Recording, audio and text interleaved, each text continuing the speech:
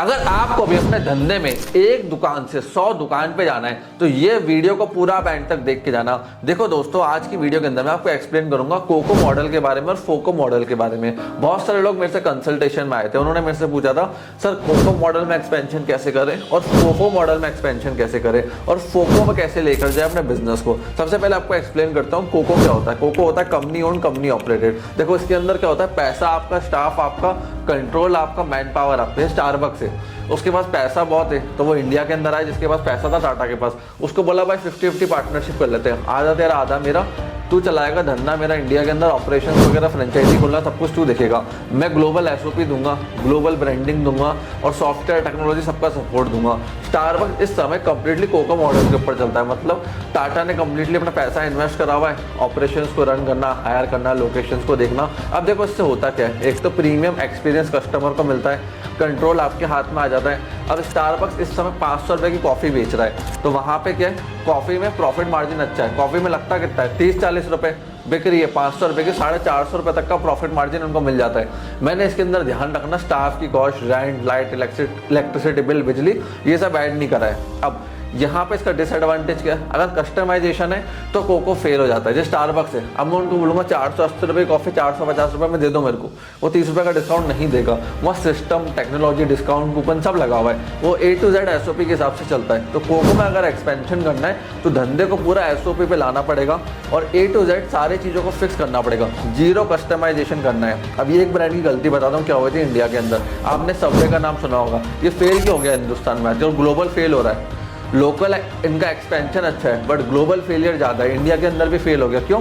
Subway के अंदर customization बहुत ज़्यादा है, आप अपने हिसाब से चीज़ों को ऐड करवा सकते हो। उससे क्या है, इनकी कॉस्टिंग ऊपर नीचे हो जाती है, डिलीवरी टाइम ऊपर नीचे हो रहा है, वहाँ पे प्रॉफिट्स पूरा हिल गया, रेवेन्यू पूरा हिल गया और कंपनी के ऑपरेशंस ढंग से चल नहीं पाए और आज लॉस मेकिंग हो गए। इसलिए आपने देखा होगा सबवे के आउटलेट्स धीरे धीरे बंद हो जा रहे हैं इंडिया के अंदर। तो जिन ब्रांड्स के अंदर कस्टमाइजेशन है वो फेल हो जाएंगे, जिनमें नहीं है वो एक्सपेंशन करेंगे। मैकडॉनल्ड्स है, जीरो कस्टमाइजेशन, एक्सपेंशन फास्ट करेगा। Domino's, zero customization, expansion fast करेगा। अब फोको में क्या होता है, आपने किसी को फ्रेंचाइजी दे दी, भाई लोकेशन तेरी, पैसा तेरा, इन्वेस्टमेंट तेरा, ऑपरेशंस मेरे।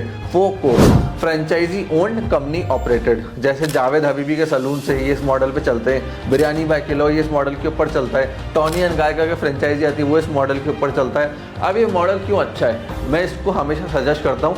पहली चीज़ तो भैया मेरा पैसा हर जगह नहीं लगा इंडिया के अंदर, वो मेरा कैपिटल बच गया। दूसरा, मेरा ऑपरेशन और मेरा SOP नहीं गया। अब ऑपरेशन SOP तो मैं ही देख रहा हूँ ना, तो मेरा हेड ऑफिस से कंट्रोल पूरा करके रखा हुआ है धंधे को।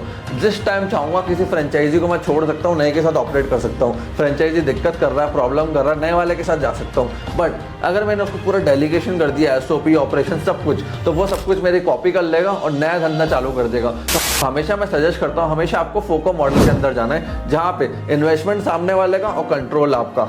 एक इसके अंदर फोफो भी होता है, फ्रेंचाइजी और फ्रेंचाइजी ऑपरेटर्स है, MBA चाय वाला है। तो बहुत सारे इंडियन ब्रांड्स इस समय फोफो के अंदर जाते हैं क्योंकि उनको पता है हमसे धंधा चलेगा नहीं, ऑपरेशन में मैनेजर्स कहाँ से लेकर आएंगे, इसके SOPs उनके पास होते नहीं है।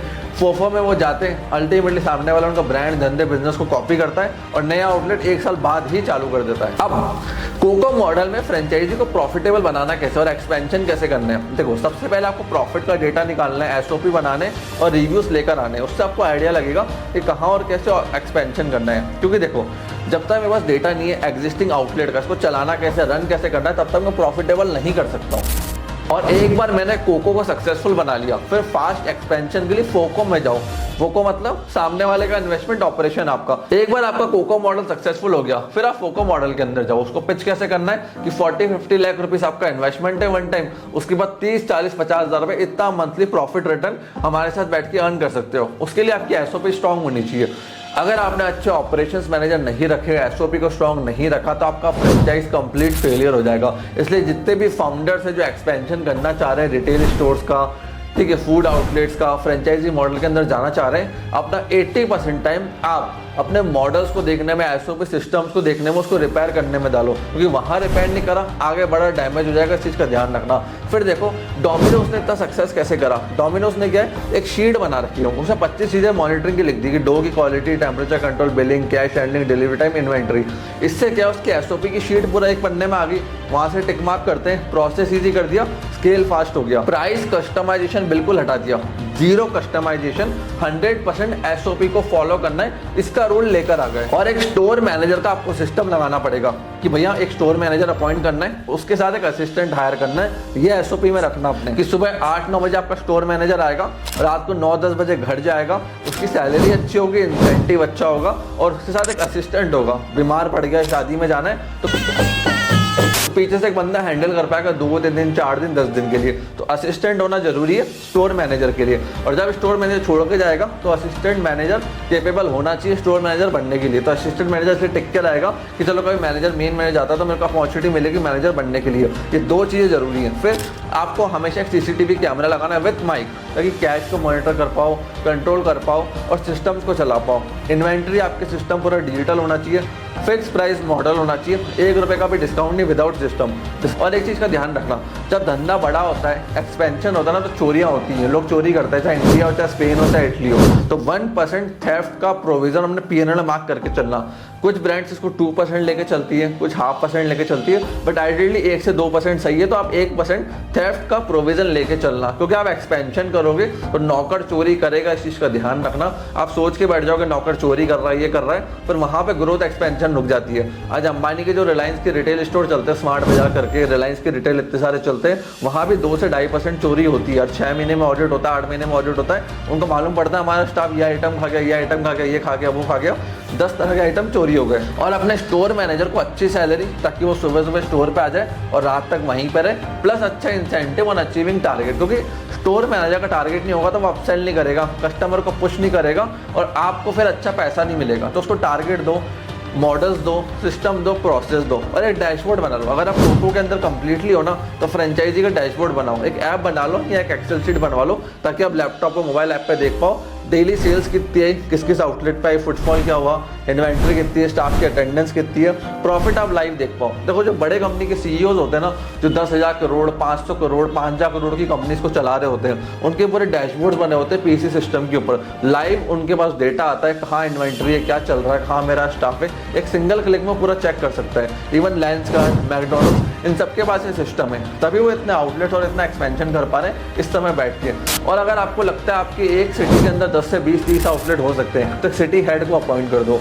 जैसे आपने जयपुर में 10 आउटलेट खोल दिए, तो वहाँ का एक सिटी हेड रख दो, जो आपका मैनेजर होगा, जिसको 10 के 10 स्टोर को डेली ऑडिट करना है, डेली आपको रिपोर्टिंग करनी है, ताकि वो आउटलेट ऑटोमेटेड प्रॉफिटेबल चल पाए। और देखो एक चीज़ को क्लियर करता हूँ मैं आपको, अगर धंधा बड़ा और स्ट्रांग बनाना है ना, तो ट्रेडमार्क, पेटेंट्स, कॉपीराइट ये बहुत जरूरी है। आईपी आपके पास नहीं है, धंधा स्केल हो ही नहीं सकता। मैंने क्या कर रखा है, मैंने ट्रेडमार्क, कॉपीराइट, पेटेंट, टीएमसी, जो लीगल डॉक्यूमेंट्स होते हैं एक्सपेंशन के लिए, उन पे एक अलग वीडियो बनाई, डेडिकेटेड मेरा एक और चैनल है सोनीज विजन लीगल करके, उसको जाके आप चेकआउट कर सकते हो। डिस्क्रिप्शन में लिंक डाल दूंगा मैं, सोनीज विजन लीगल करके चैनल है, वहाँ मैंने एक्सप्लेन करा ट्रेडमार्क क्यों जरूरी है, कॉपीराइट क्यों जरूरी है, पेटेंट क्यों जरूरी है। तो ट्रेडमार्क क्या ब्रांड नेम होता है, रजिस्टर्ड करा लोगे चोरी नहीं कर पाएगा। आज मैं मैकडॉनल्ड्स यूज नहीं कर सकता, डोमिनोज यूज नहीं कर सकता, केएफसी यूज नहीं कर सकता।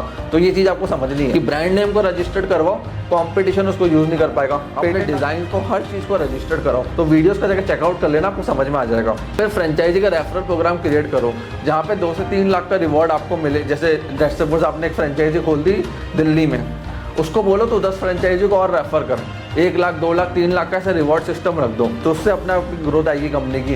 प्लस स्टोर मैनेजर को अच्छा प्रॉफिट दो और सीसीटीवी, माइक, ये सब लगाना मत भूलना। सब कुछ डिजिटल करो, ऑनलाइन करो। जितना आप कैश में रखोगे ना और धंधे में एसओपी नहीं रखोगे, उतना स्केल नहीं हो सकता। विद एसओपी और विद ट्रांजैक्शन एंड टेक्नोलॉजी कुछ भी स्केलेबल है पूरी दुनिया के अंदर। तो स्केल सब कुछ हो सकता है, but with right SOP, vision, और आपको चीज़ें डिजिटल करनी पड़ेगी। इस चीज़ का ध्यान रखना। फ्रेंड्स, कोई डाउट एंड क्वेश्चन रह गए हो, कमेंट सेक्शन ओपन है कि सीईओ डैशबोर्ड कैसे बनता है, केपीआईज के लिए, फ्रेंचाइजीज के लिए, मॉडल्स के लिए, तो कमेंट सेक्शन में लिख देना। मैं नेक्स्ट वीडियो इसी चैनल के ऊपर उसको लेकर आ जाऊंगा। आपने इस वीडियो को यहाँ तक देखा, हम लोग इतना सपोर्ट दिया, उसके लिए धन्यवाद।